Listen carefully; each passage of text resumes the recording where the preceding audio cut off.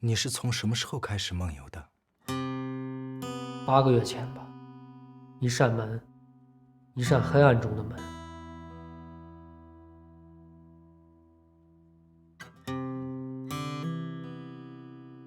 你相信神的存在吗？有人创造了我们。你是说神？神创论早被达尔文的进化论推翻了呀。那如果达尔文也是程序设定好的呢？我不懂你的意思。你玩过 GTA 吗？这个游戏里面用程序建造了一座现代化的大都市，但你不能飞，只能和现实世界里一样做个普通人，一切都遵循着一定的规则。我们为什么不能飞？万有引力。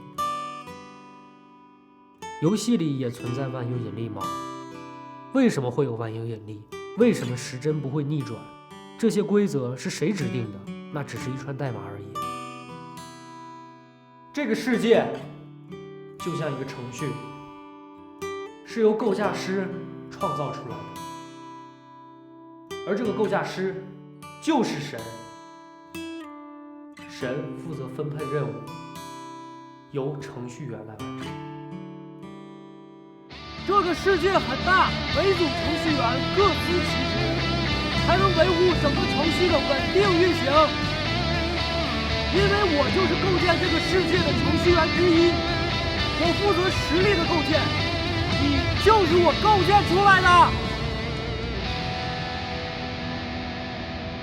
我吗？一个活了20多年的人？你真以为你活了20多年？这个世界也只有几百年而已。说回到达尔文，那时候的实力相信神创论，一些实力开始用毕生精力来寻找上帝的存在。程序员害怕有一天实力会发现这个世界只是个巨大的程序，于是创造了达尔文，提出进化论。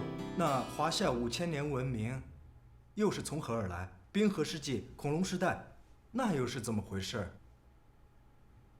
你从哪儿知道的5000年文明？又从何处知道冰河世纪、恐龙时代的存在？书本上喽。没错，书本上。那书本又是谁创造的？你所了解到的这些东西，有关这个世界，那么多乱七八糟的历史，你真正经历过吗？